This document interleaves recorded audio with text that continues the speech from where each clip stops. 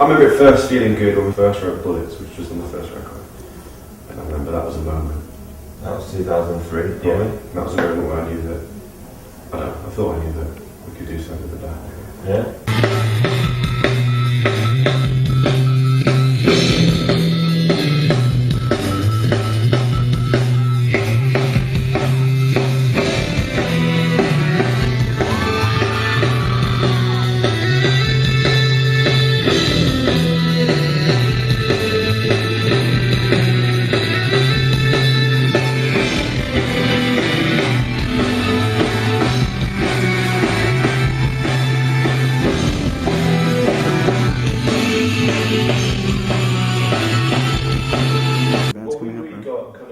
Taken in under the wing or welcome into the community of Birmingham, kind of unsigned bands like kids our age, you know, early 20s, late teens. Just there are two brilliant venues, both of which are pretty much shut down now. But there's the Flapper and Firkin and the Jugger Vale that young bands would play, and you know, and all the kind of scene would all go to the bands and watch each other play.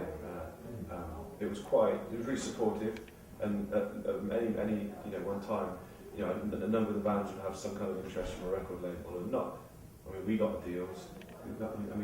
Fife, singer from Guillemots, was part of that scene as well with a band he was in before then. He came out of it with a deal. There were Fields as well, a band that got a deal for a little while. But not many of them are still kind of. You know, a few that deserved it as well. Yeah, there was one band called Chester Road that did loads of shows with some of the best shows I've ever seen. It's kind of like a three-piece kind of Apple Drive-in kind of. I used to do their lights sometimes, and also used to do their sound. Yeah, it's strange little community. Yeah, because there were nights when Russell would be doing the sound, Chris would be doing the lights for Russ, and then I'd be on the door taking people's 50p's when they came in the club, stamping their head. Don't I? So yeah, it's cool. Entertaining, I think. Something. Yeah, it's just watching games. So the Jugger Vale was always pound in, pound at night. Which, you know, when you try and get people to come to your gigs, you know, when you're charging £5 or £6 on the door, nobody's going to come. But you know, if you guarantee them cheap entry and you guarantee them that you get pissed, then people are going to come to your shows. It makes the gigs better, it makes the bands have more fun. And yeah, you know, there wasn't much of a scene as far as band continuity goes, but every band saw that sound a little bit different, but we were all mates. I remember we did a lot of recording in Russell's bedroom, in our second house that we had in Stafford. Didn't sound very good, but we cut our teeth, didn't we? Did a few demos.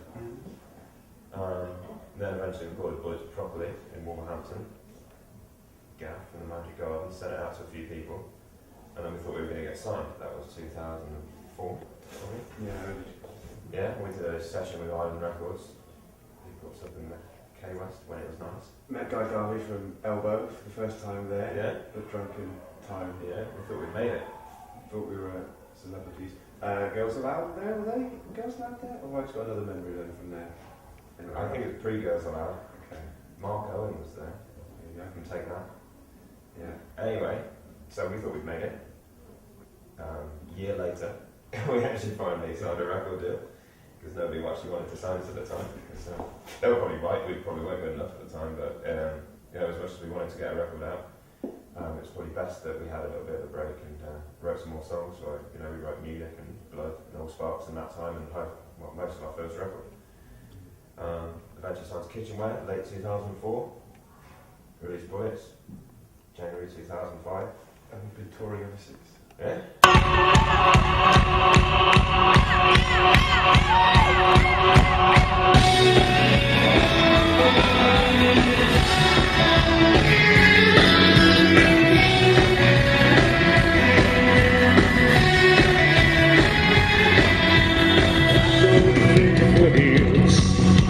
Rain again today. There's a devil at your side, an angel on the way.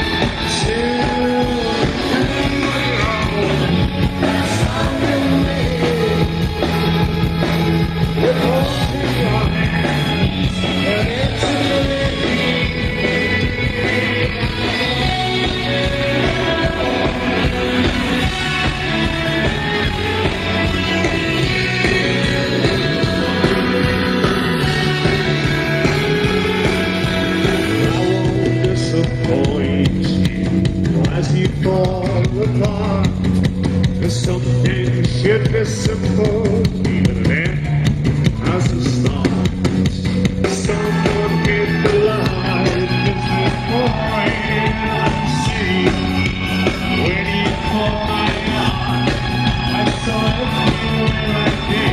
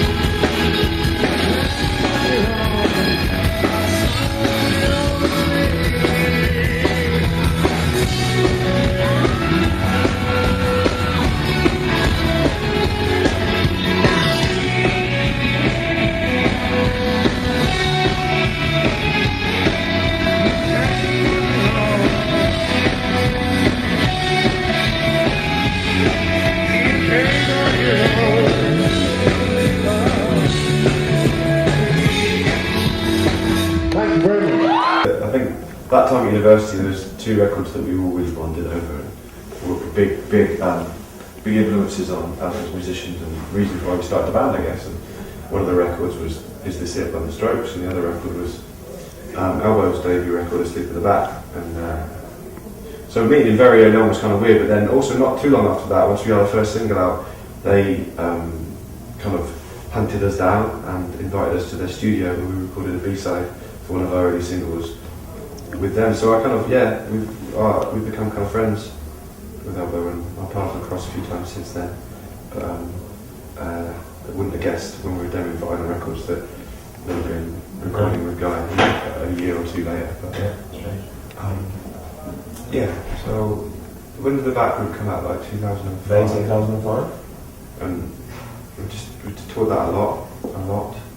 It didn't really break overnight anywhere really. The press were always kind of nice to us, never really championed us. It was good reviews, bad reviews. It's kind of been the same ever since really, which is totally fine. But the band kind of grew from just touring really and the word of mouth. And it took a long time for the Back, our debut record, to really, I don't know, feel like it never crossed over. But I think it was end of 2005 or early 2006 when we just come to America for the first time, when the record had really kind of connected with the public in England, back home anyway.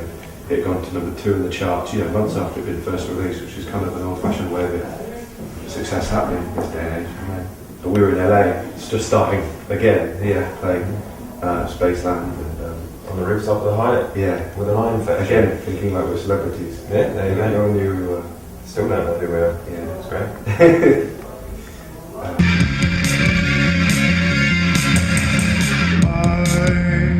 Permeate my skin, an alcoholic deer fills the room with rain.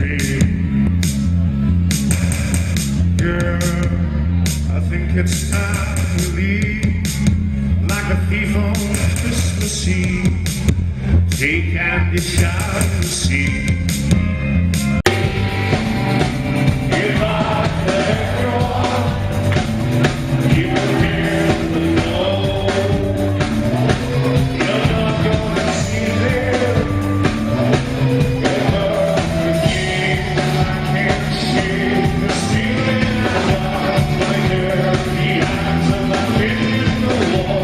The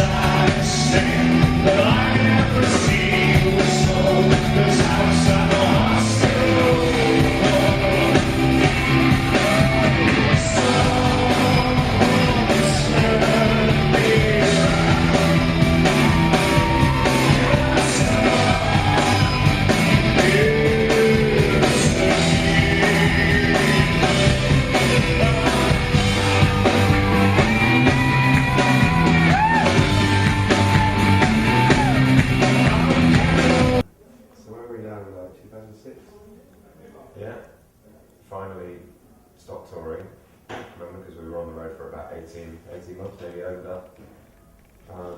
Had a bit of time off, started writing, started process, ended up going to Ireland in the middle of nowhere at Grouse Lodge Studios, did I think 2 sessions there, and did a record with Jack Leslie. Did a lot of writing in the studio, that we wrote about 11 songs, and 10 of them went on the record.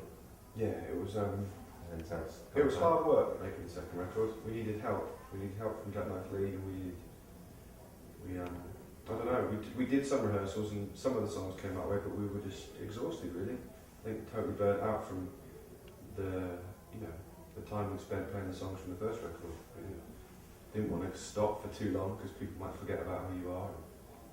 We wanted the second record as quickly as we could.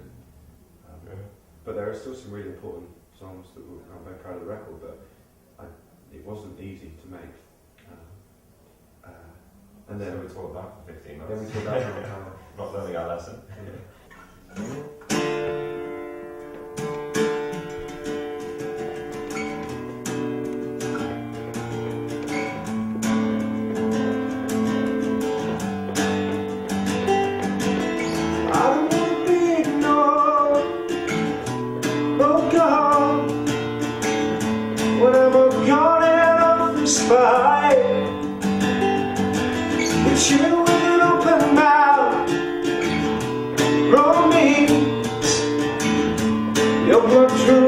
Attracts the fly. I give a little to you, I give a little to him, I give a little love.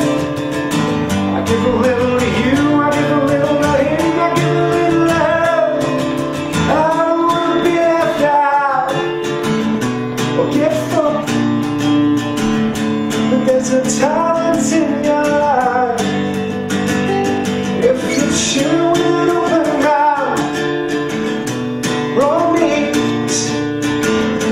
your blood through attracts the fly. I give a little to you, I give a little to him, I give a little love. I give a little to you, I give a little to him, I give a little love. A little bit for myself, don't put a price on your health. I give a little love. I give a little to you, I give a little to him, I give a little love.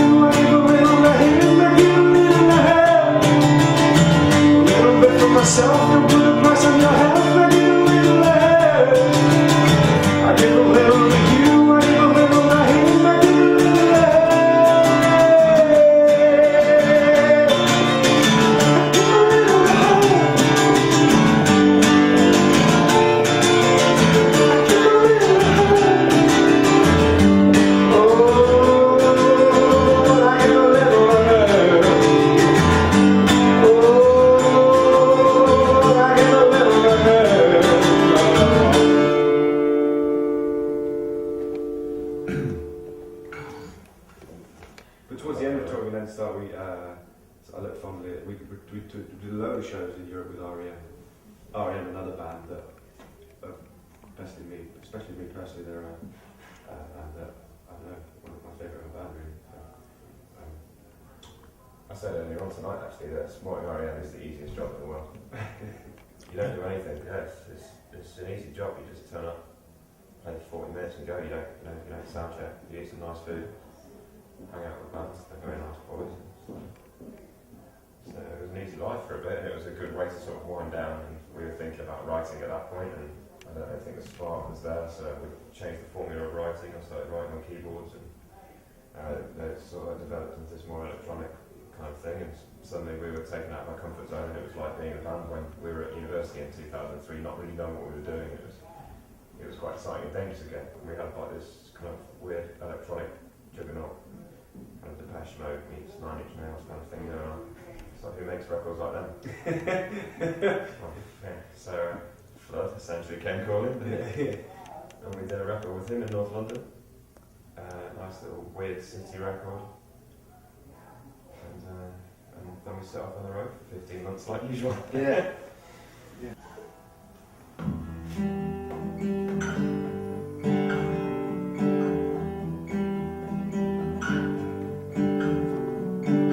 Make our stay in my own Papillon. The world turns too fast, feel off before it's gone. It kicks like a sleep switch.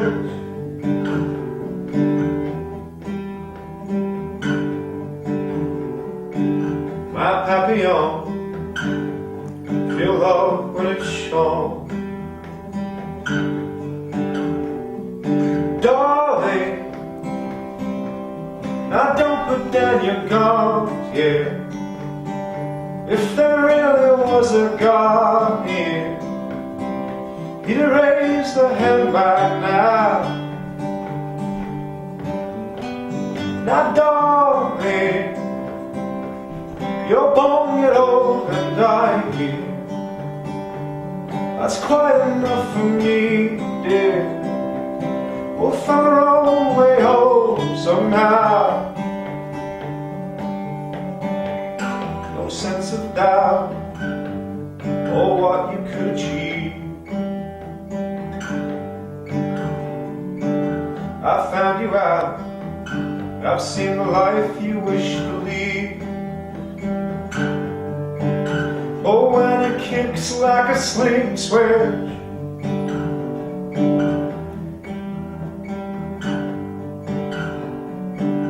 you will choke on the air you try to breathe.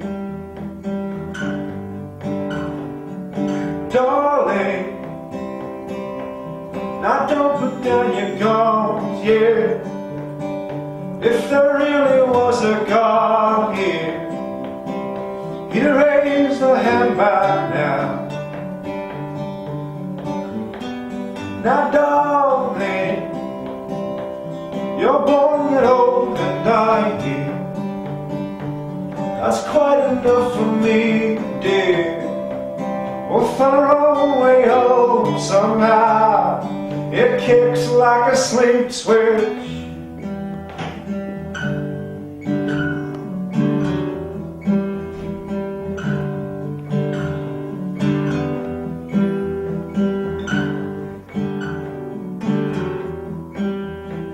It kicks like a sleep switch.